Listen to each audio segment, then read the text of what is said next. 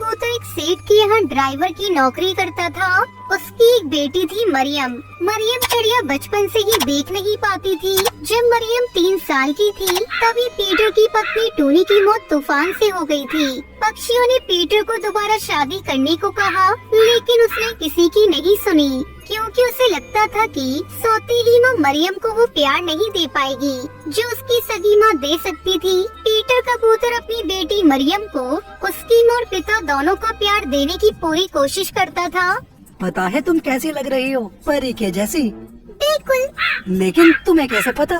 क्योंकि ये तो आप मुझे हर दिन बोलते हैं। पापा, काश मैं भी देख पाती तो मुझे पता होता कि परी कैसी दिखती है। मरियम चिड़िया की बात सुनकर पीटर कबूतर की आंख में आंसू आ गई। वो उसे गले से लगा लेता है। पीटर हर दिन मरियम का नाश्ता बनाता, उसे तैयार करता, फिर वो ड्यूटी पर जाता। ये सब करने में उसे कभी कभी देर भी हो जाती, लेकिन उसके सेठ बहुत अच्छे थे।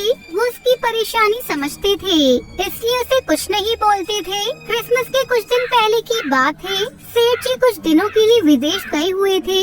इस कारण पीटर कबूतर सेठ के बेटे की गाड़ी चला रहा था। एक दिन पीटर ड्यूटी पर लेट पहुंचा। मतलब तुम तो हद करते हो पीटर। तुम्हें बोला था आज जरूरी मीटिंग है, जल्दी आना, लेकिन तुम लॉर्ड साहब की तरह अब आ रहे हो। वो ऐसा है कि देखो, तुम अपने बहाने मुझे मत सुनाओ। मैं तुम जैसे कामचोर को अच्छी तरह से जानता हूँ। पगार पूरी चाहिए, लेकिन काम आधा करना है। ऐसा नहीं है सर। देखो, मुझसे बहस मत करो। मैं अपने पापा की तरह बिल्कुल नहीं हूँ। मुझे तुम्हारे जैसे ढीले पक्षी मेरी कंपनी में बिल्कुल नहीं चाहिए। तुम अपना हिसाब करो और कहीं और काम देख लो। प्लीज सर, आप ऐसा मत कीजिए, मुझे नौकरी से मत निकालिए। तो क्या तुम्हें मुफ्त की पगार देता रहूं? चलो निकलो यहाँ से, चलो निकलो। क्रिसमस से पहले पीटर कबूतर की नौकरी चली गई, लेकिन उसे कोई भी नौकरी नहीं मिली। ये बात उसने मरियम चिड़िया को नहीं बताई थी, लेकिन मरियम को अंदाजा हो गया था।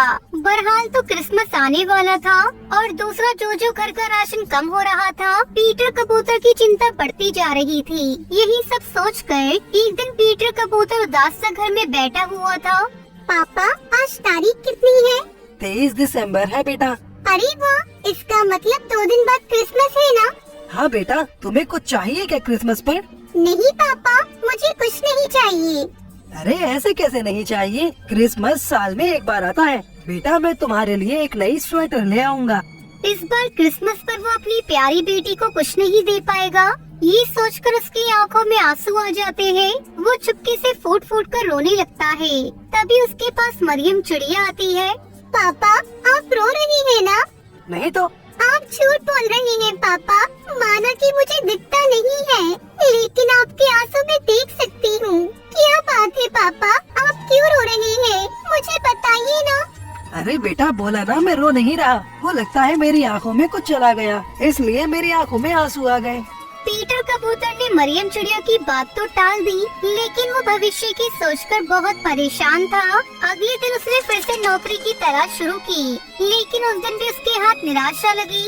शाम को जब वो घर लौट रहा था तो पूरा मार्केट क्रिसमस के खिलौने, ट्री, केक और नए नए कपड़ों से भरा हुआ था। क्या जीजस, कैसी किस्मत बनाई है आपने मेरी। कल क्रिसमस है, लेकिन ना तो कोई खिलौना, न कपड़े, न क्रिसमस ट्री और न ही केक अपनी बिटिया के लिए ले जा पा रहा हूँ।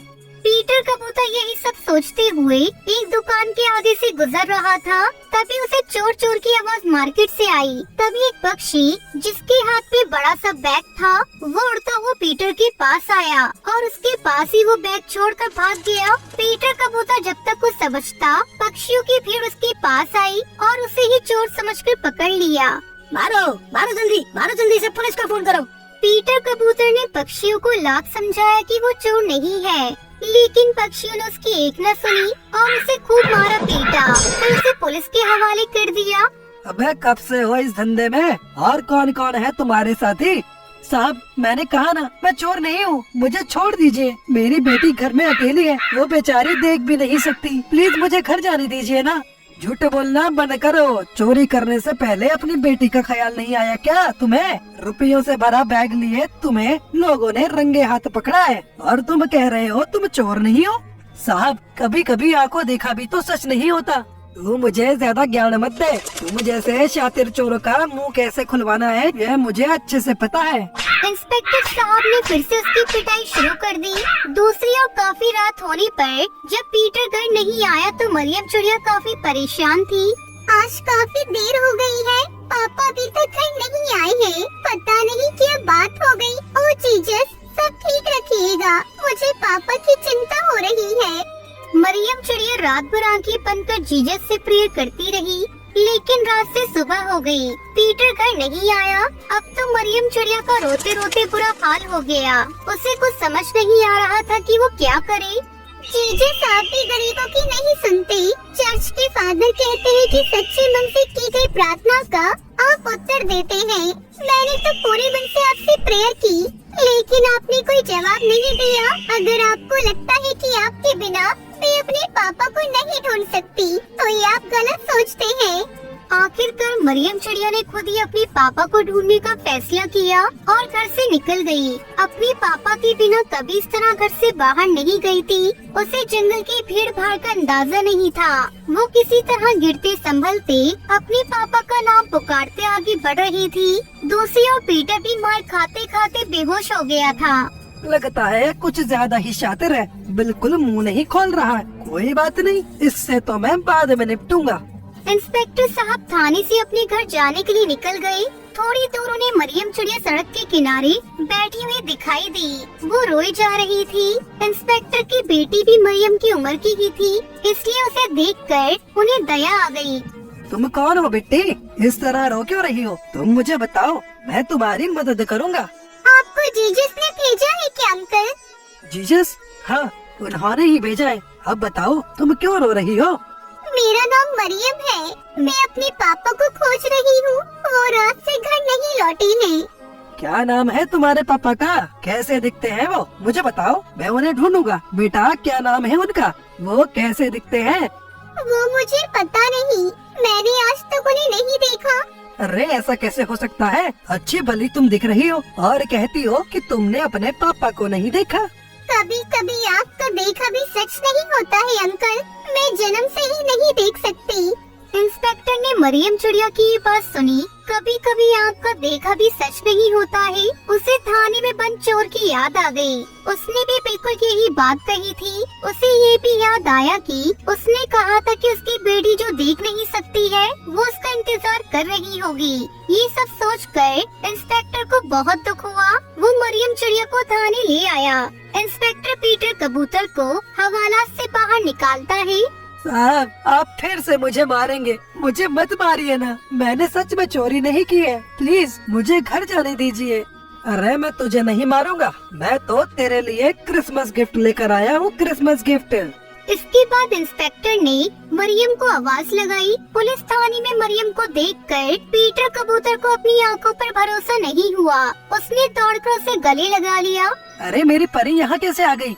मुझे ये अंकल लेकर आए पापा। हम तुम्हारे पापा को यहाँ गलती से ले आए। बेटा, इसके लिए मुझे माफ कर देना। अगर किसी निर्दोष को सजा मिल जाए तो ये कानून की कमी है, लेकिन शायद जीसस को ये मंजूर नहीं था, तभी तो मरियम तुम्हें खोजने निकली और उसकी बातों से मुझे पता लगा कि तुम झूठ नहीं बोल रहे थे। I am sorry Peter. फिर सभी चर्च गए। इंस्पेक्टर भी चर्च आए थे। उन्होंने उन दोनों को मैरी क्रिसमस तो कहा ही, साथ ही एक बहुत बड़ी खुशखबरी भी उन्हें दी। हमारे पुलिस विभाग में ड्राइवर की नौकरी की वैकेंसी निकली है। मैंने तुम्हारे नाम की सिफारिश की है, बस तुम्हें ड्राइविंग टेस्ट में पास होना होगा। पीटर कबूतर ने ड्राइविंग टेस्ट पास कर लिया। अब वो पुलिस विभाग में ड्राइवर के पद पर काम करता है। इस क्रिसमस उसे ऐसा गिफ्ट मिला जो वो अपनी पूरी जिंदगी नहीं भूल सकता।